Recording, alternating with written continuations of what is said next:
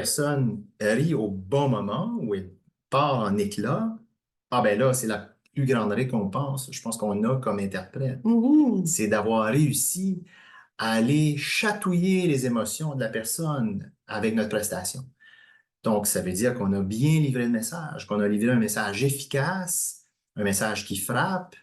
Et elle est un- en synchronicité avec les gens qui ne parlent pas sa langue. Elle est dans le même registre d'émotions que les autres. Hey, Absolument, mon Dieu. absolument. Il n'y a rien de plus plate que lorsqu'il y a une blague qui est dite en conférence et puis que tout le monde qui parle la langue la comprend, ils partent à Puis rire là, t'es là.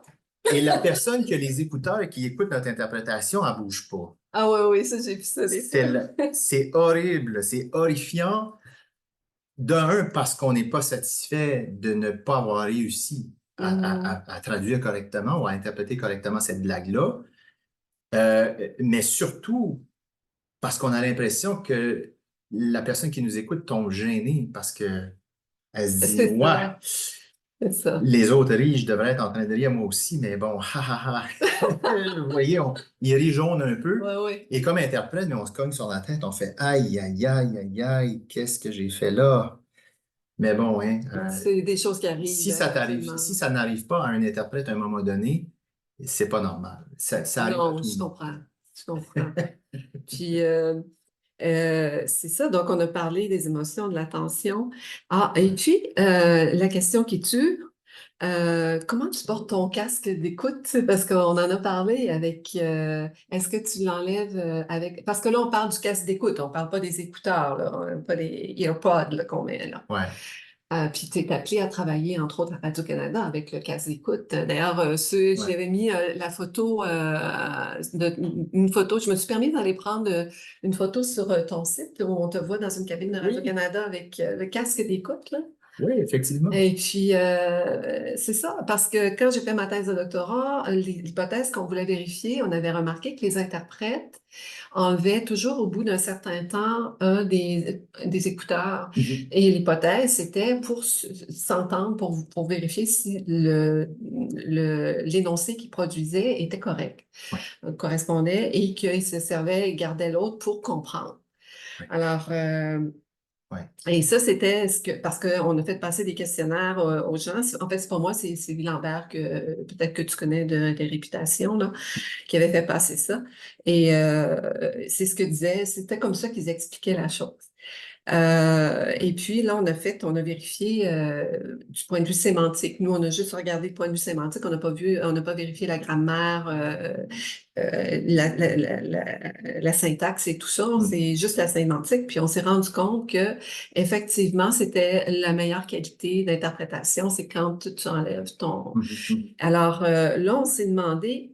Pourquoi, qu'est-ce qui se passe? Pourquoi à certains moments donnés, ils enlèvent le casque? Quel est l'élément déclencheur?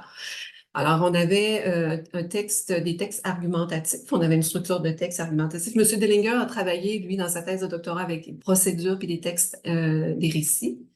Moi, j'ai travaillé avec des textes argumentatifs, donc il y avait une structure thèse et puis arguments, les différents types d'arguments. Donc, ils avaient le même type de texte en anglais et en français, parce qu'on avait les deux langues. Mhm. Et puis, on s'est rendu compte que c'est ça, il y avait comme un côté, on parle beaucoup de l'effort cognitif. L'explication qu'on a eue, c'est qu'à un moment donné, quand tu as assez d'informations, au début, tu y vas bas à bas, là, tu sais, tu as un mot, puis un autre, puis là, une phrase, puis une autre phrase.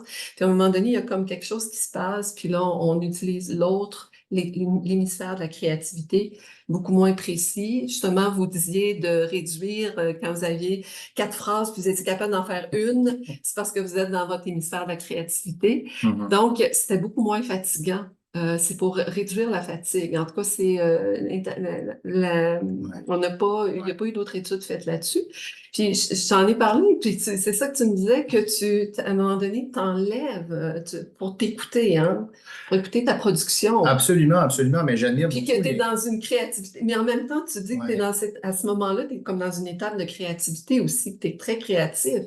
Tu parles de certains non, à moins que j'ai mal compris.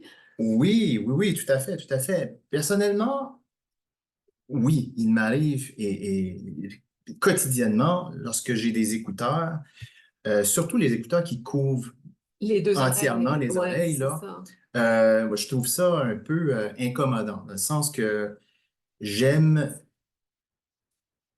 j'appelle ça avoir le contrôle sur le message que je livre au client. Donc, si j'ai les deux coquilles, j'entends évidemment bien le message de la personne qui parle parce que je l'ai directement sur les oreilles, sauf que je m'entends un peu moins bien. Et ça vient ça vient me déranger un peu dans mon travail parce que, comme j'ai dit, le but pour moi, c'est d'avoir le contrôle à 100% sur ce que je Mhm. livre comme message. Mhm. Et la seule façon d'avoir ce contrôle à 100% là, c'est de bien saisir ce qui sort de notre bouche. L'intonation, le volume, l'articulation quand on fait du message. Donc, pour moi, personnellement, lorsque j'enlève une coquille, et je le fais régulièrement, c'est justement pour pouvoir m'entendre, pour pouvoir livrer un produit qui est plus beau, qui sonne meilleur, qui est plus attirant pour la personne, qui va capter l'attention de l'auditoire Toute encore la plus. créativité. Donc, il y a toute cette espèce oui, de créativité, de façonner le message. Et là, je dis bien façonner le message sans changer l'essence du message, le fond du message. Parce que ça, Mais tu le on fais pas au doit début. éviter. Tu le fais pas au début. Au début, t'as les deux coquilles, t'as les deux. Ben, ça dépend. Ça dépend Alors, c'est peut-être ça. des gens. Moi, dès le départ, je vais souvent avoir tendance à vraiment enlever une Dès le coquille ou départ, OK. partiellement enlever une coquille. Mhm. Parce qu'en enlevant une coquille au complet, ça vient vraiment nous jouer des tours parce qu'on a tendance à augmenter le volume.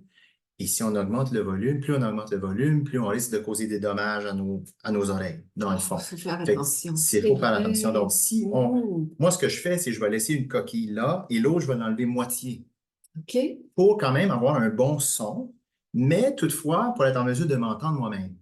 D'accord. Donc voilà, c'est un peu, mais ça, C'est écoute, comme ça se si tu travaille. t'envoies, OK, si tu t'envoies des informations, OK. Mais je pense qu'il y a une rétroaction, OK, puis C'est pour, tu alimentes une boucle absolument, oui. avec ta prosodie, là, ton intonation bien Ouais, plantée.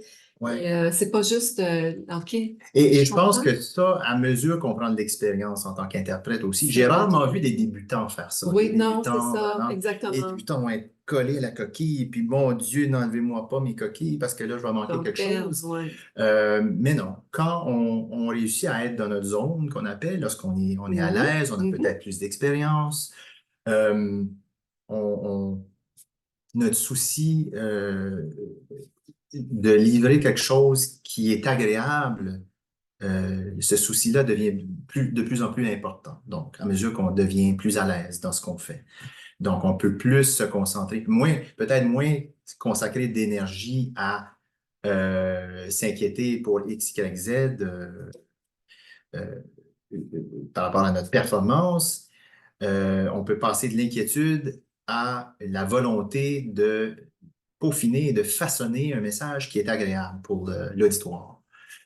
C'est mon cas, en tout cas. C'est mon cas. C'est vraiment, vraiment intéressant, je trouve.